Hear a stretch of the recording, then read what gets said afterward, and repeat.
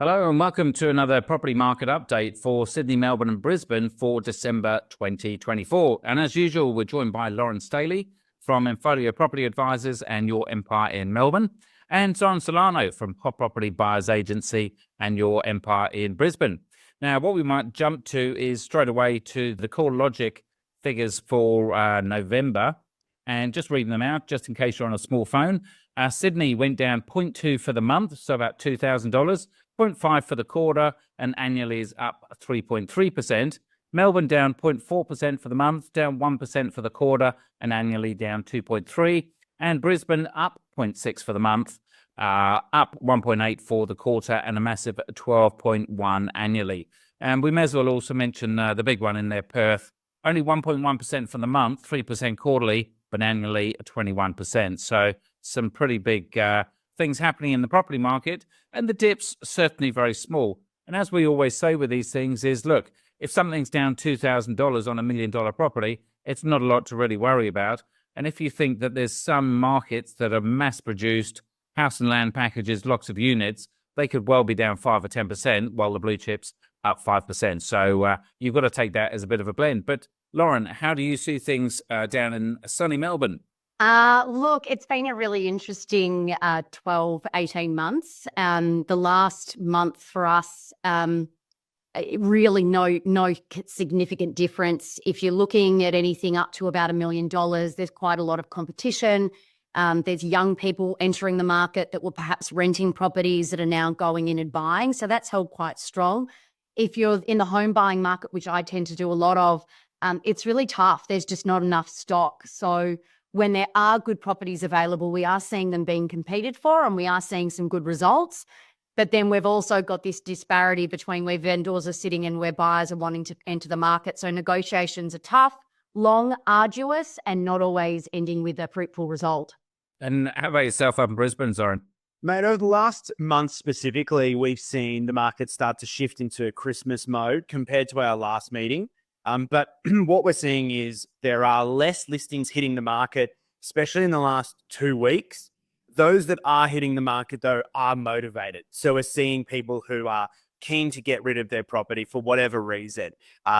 Separations seem to be the order of the day at the moment. We're seeing a lot of sellers are dissolving their portfolio. So that's something that we're seeing a little bit. And just the ever so slight financial distress in some very small segments of the market, but it's not sort of an overwhelming rush to, liquidate all assets because, they're in a dire financial position. Just you're hearing the odd story now a little bit more than we used to. Self-managed super fund buyers are starting to become more active in the marketplace. So we're seeing that type of buyer hit the market as well and get out there and search. But generally speaking, we are just starting to see that quiet into Christmas that little bit. Look, as we said last month, most of the agents are going to be listing probably mid to or even the start to mid-November in order for them to have a 4-week campaign and then a few weeks to negotiate before Christmas. Now in the first week of Christmas, it literally is the last few properties that were listed last month that are selling. And so really, if it's not on the market now, the only opportunity for you probably in the next 4 to maybe even 6 weeks is the off-market opportunities. Because sure, some properties will be listed in January, but lots of the agents do really take time off. That's the one time they can take time off. And not a lot always happens till Australia Day. Now, we've also mentioned that all 3 of our teams are still around. We love doing deals at this time. But again, the massive volume is not going to be there till after Australia Day. So it really is the off-markets. Any comments there, Lauren?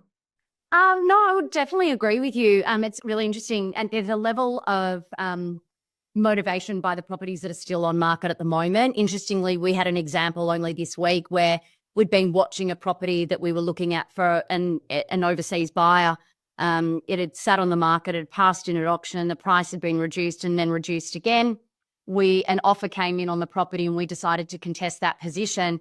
The property ended up selling above the single asking price in the end. We missed out. We couldn't quite get our buyers to where we needed to. But what it shows you is that if prices get adjusted to a level where people are seeing value, they will go and potentially go for more than what they're asking. But right now, the off markets are in abundance. Everything that we're seeing really is stuff that's going to come to market in February next year. There's a level of motivation for these people, if they're willing to shop them around at the moment, to go and get a buyer through the home and not have to deal with campaign and all that comes with it in February. And also, some people are going to fall in love. So for the first time, I'm going down to Sorrento down in Victoria, down to the coast on a recommendation from Lauren of where to stay, near the pubs and the restaurants. And I've managed to find an Airbnb with a basketball court in the back garden, which my son's going to absolutely love. Now, there are going to be some people that will fall in love with these and think, I need to buy myself a holiday home. And Zoran's smiling there. A lot of them are going to be coming up to Queensland for the better weather. Is that a potential big market for you guys as well, that people fall in love and I need a holiday house? Yeah, but unfortunately, those people often don't think to use a buyer's agent, and I think this is where a lot of people they do. They go to they go to Noosa, they go to the Gold Coast, they go, "Geez, this is great," and they happen upon something, and maybe put a contract together or whatever it might be. And for some people, that might sound silly, but you'll be surprised how often it actually happens. What I would say is, when using a buyer's agent, you don't have to use the full service. We all have a version of an evaluate and purchase service. If you find something over that period of time and you want that second opinion, you want that guidance, don't be afraid to reach out and ask for it. We probably could give you some pretty quick reality checks on some of this stuff, or support, whatever's needed. But there are some tricks, I would say, or some tips at least. If you're buying at this time of year, you need to have longer time frames. Finance, building, and pest sounds sensible, but people often forget. We always use business days here in Queensland on our contracts. So subject to finance and building and pest, 5 or 10 business days. I would add a couple to each of those, maybe 10 business days for building and pest, 15 business days for finance over this period. Also in Queensland, between Christmas and New Year, those days, which technically are business days for most people outside of public holidays, they're actually exempt under Queensland, our standard contract document, as business days. So again, knowing how the market works through that Christmas period, if you are actively searching and purchasing during this time, is critical, so you don't paint yourself into a corner as a buyer.